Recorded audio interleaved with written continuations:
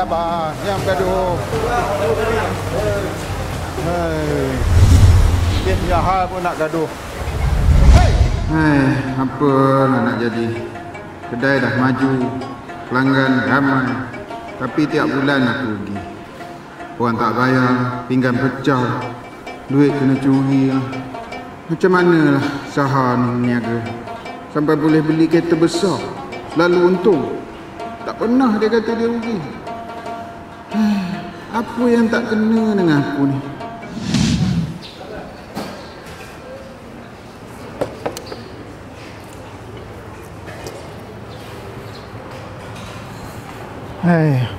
Peninglah kepala aku sekarang. Apa yo? Yalah, pelanggan ada. Ramai. Tapi tak untung-untung. Niaga dari dulu sampai sekarang macam ni je. Apa nak dikeluhkan? Niaga tak untung? Yelah, asyik berniaga je. Solat tak buat. Amboi, sedapnya bercakap. Habis ni apa ni? Ni. Apa ni? Saja-saja letak apa? Oh, songkok atas kepala tu ya?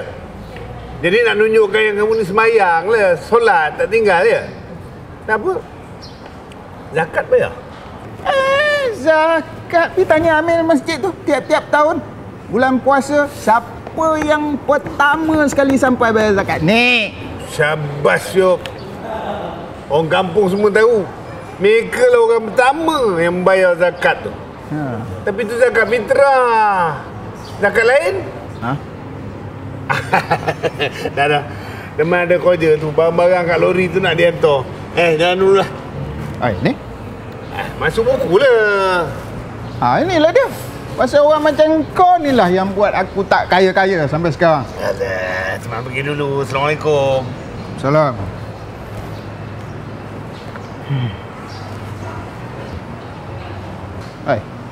Ada zakat lain? Ayam, daging dan sayur. RM7.50. RM7.50. Alamak bang, dompet tertinggal lah bang. Tertinggal.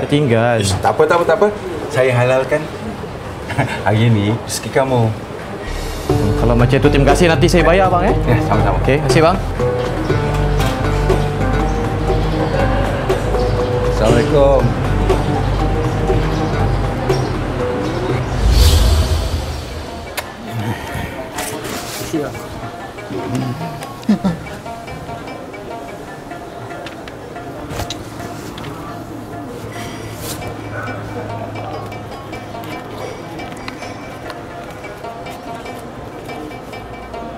Hari-hari ada je yang rosak.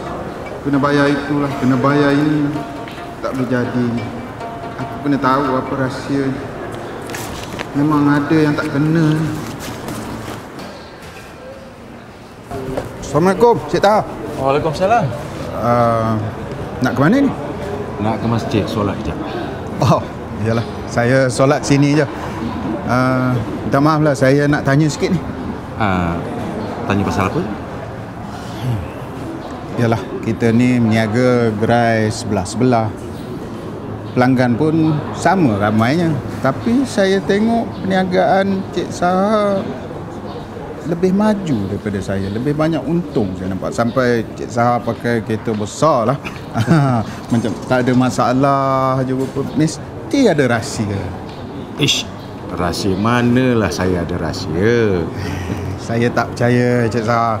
Mesti ada sesuatu. Mesti ada ilmu perniagaan yang saya boleh belajar dari Cik Saha. Sebenarnya rahsianya mudah je. Kita buat aja apa yang Allah suruh. InsyaAllah dipermudahkan. Saya minta izin dulu. Assalamualaikum. Salam.